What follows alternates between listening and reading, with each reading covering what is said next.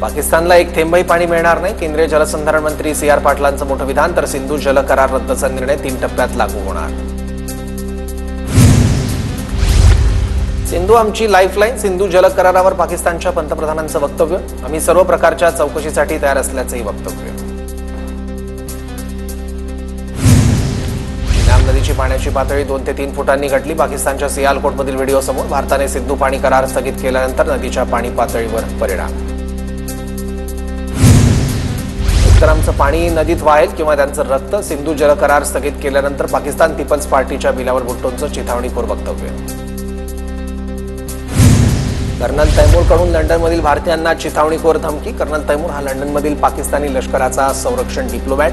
Captain अभिनंदन यांचा photo हातात घेऊन गळा कापण्याची धमकी देतानाचा व्हिडिओ.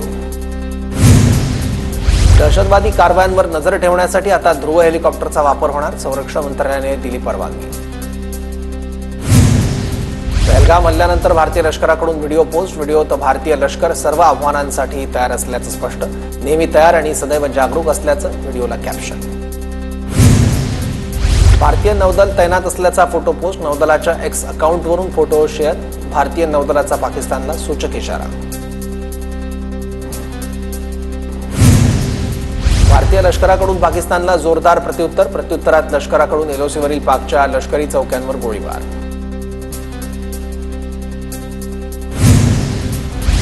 चीननं पाकिस्तानला 100हून अधिक PL-15 मिसाईल दिले. PL-15ची कमाल मारा क्षमता 200 किलोमीटर इतकी.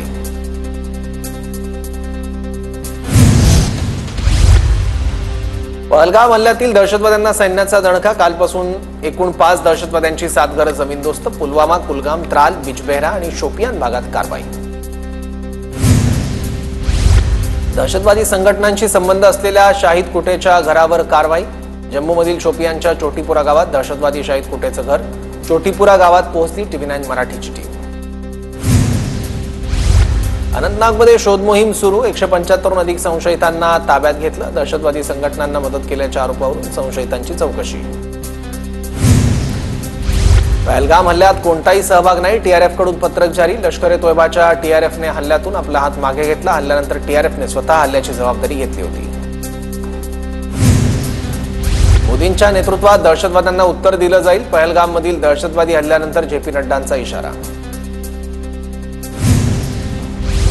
हा नवा भारत. कोणी छेडलं तर सोडणार नाही. पाकिस्तानी धमक्यांना योगी आदित्यनाथांचं उत्तर. दहशतवादाचा रंग हिरवा आहे हे पुन्हा सिद्ध झालं. वारंवार सांगतो, जे जिहाद दहशतवाद करतात ते सर्व हिरव्या रंगाचे.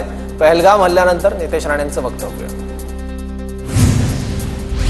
मंत्री नितेश राणेंनी मुस्लिम विरोधी वक्तव्य करण्यापूर्वी पर्यटकांसाठी जीव देणारा कोणत्या धर्माचा होता ते पाहावं. अल्पसंख्याक आयोगाचे अध्यक्ष प्यारे खान यांची प्रतिक्रिया. पाकिस्तानचे 2 तुकडे करा. पाकव्याप्त काश्मीर भारतात घ्या. रेवंत रेड्डी यांची मोदींकडे मागणी. दहशतवादी हल्ल्याच्या निषेधार्थ हैदराबादमध्ये कॅन्डल मार्च. भारतातील नेदरलँडच्या राजदूतांनी पहलगाम हल्ल्यातील मृतांना श्रद्धांजली वाहिली. नेदरलँडकडून भारताला पाठिंब्याचं आश्वासन. पहलगाममधील दहशतवादी हल्ल्याचा आणखी एक व्हिडिओ समोर. व्हिडिओत एक दहशतवादी पर्यटकाला गोळी मारत असल्याचं समोर. पहलगाम हल्ल्याचा डेन्मार्कची राजधानी कोपनहेगन आणि ऑस्ट्रेलियातील मेलबर्नमध्ये निषेध. दोन्ही देशातील नागरिकांनी दहशतवादाविरोधात केली निदर्शने.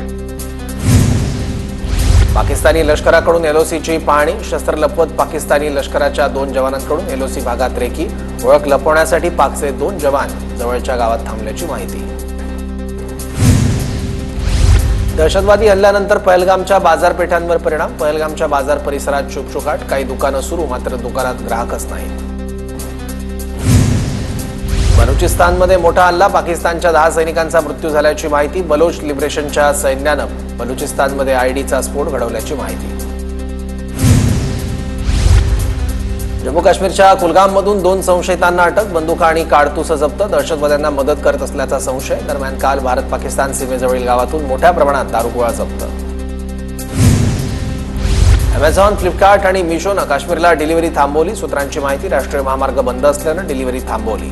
काश्मीरमध्ये फक्त हवाई वितरण सेवा उपलब्ध असल्याची माहिती. महाराष्ट्रातील 55 पाकिस्तानी नागरिकांना भारत सोडण्याची नोटीस. उद्या संध्याकाळी 5 वाजेपर्यंत भारत सोडण्याची नोटीस जारी. 191 पाकिस्तानी नागरिकांनी भारत सोडल्याची माहिती. अटारी वाघा सीमा चेकपोस्ट मार्गाने देश सोडला. पाकला गेले 287 भारतीय नागरिकही मायदेशात परतले. महाराष्ट्रात अल्पकालीन व्हिसा असलेले एकूण 55 पाकिस्तानी नागरिक. ठाण्यात 19, नागपुरात 18, जळगावात 12 पाकिस्तानी नागरिक असल्याची सूत्रांची माहिती. जवळपास महाराष्ट्रात 5000 पाकिस्तानी नागरिक. लॉंग टर्म व्हिसा असलेल्या पाकिस्तानी नागरिकांची संख्या जास्त. शॉर्ट टर्म व्हिसा असलेल्या नागरिकांना सोडायला सांगितलंय. गृहराज्यमंत्री योगेश कदम यांची माहिती. पहलगाम हल्ल्याच्या निषेधार्थ आज हिंगोली बंदची हाक. व्यापाऱ्यांकडून या बंदला उत्स्फूर्त प्रतिसाद.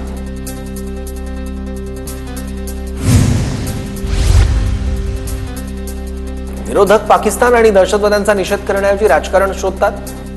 संजय राऊत वेड्यासारखं बडबडतात. खासदार अनिल बोंडेंची विरोधकांवर टीका.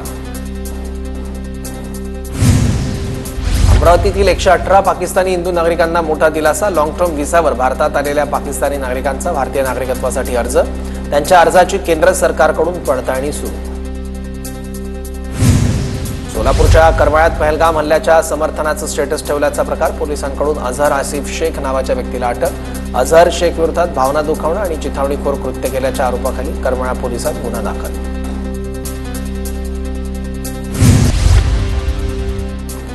नालासोपाऱ्यात काही जणांनी पाकिस्तानचा झेंडा वापरल्याचा आरोप. नालासोपाऱ्यातील व्हायरल व्हिडिओनं खळबळ. आम्ही पाकिस्तानला सपोर्ट करतो असा व्हिडिओ तोडले. श्रीनगरमध्ये अडकलेले सोलापूरचे 51 पर्यटक महाराष्ट्रात सुखरूप दाखल. आपापल्या गावात पोहोचताच पर्यटकांनी सुटकेचा निश्वास सोडला. गोंदिया बाजारपेठ परिसरात भाजी विक्रेत्यांकडून हाताला काळी फीत बांधून निषेध. पहलगाम हल्ल्यातील दहशतवाद्यांना कठोर शिक्षा देण्याची मागणी. परभणीत काँग्रेस कार्यकर्त्यांकडून अजित पवारांच्या गाडीचा ताफा अडवण्याचा प्रयत्न. काँग्रेस युवक जिल्हाध्यक्ष आणि भारतीय कम्युनिस्ट पक्षाच्या पदाधिकाऱ्यांनी जिल्हाधिकारी कार्यालयासमोर ताफा अडवण्याचा प्रयत्न केला. वक्फ कायद्याच्या सरसकट स्थगितीला केंद्र सरकारचा विरोध. कायद्याच्या वैधतेला आव्हान देणाऱ्या याचिका फेटाळण्याची विनंती. 5 मे रोजी या प्रकरणी पुढील सुनावणी होणार. पुण्यातल्या पोर्शे कार अपघात प्रकरणी शिवानी अग्रवालला कोर्टाकडून जामीन मंजूर. रक्त चाचणी बदलल्याप्रकरणी अल्पवयीन तरुणाच्या आईला जामीन. जवळपास 1 वर्षानं शिवानी अग्रवालला जामीन मंजूर.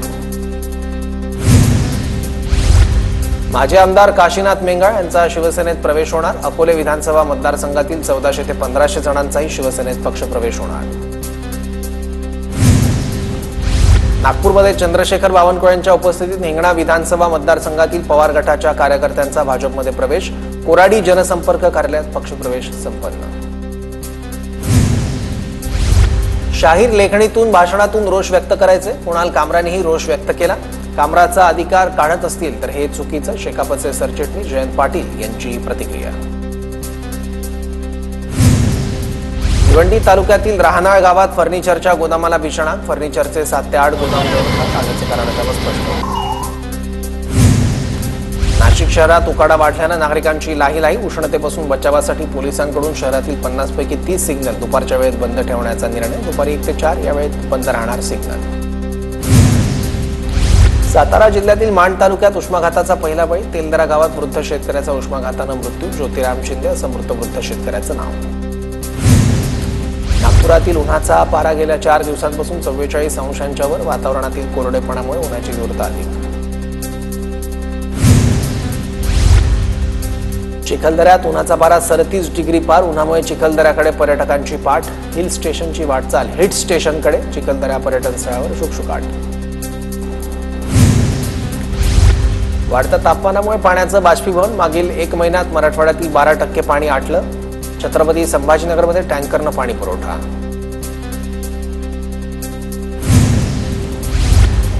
छत्रपती संभाजीनगरमध्ये पाणी टंचाई विरोधात ठाकरेंच्या शिवसेनेचं आंदोलन. अंबादास दानवेंच्या नेतृत्वात आंदोलन.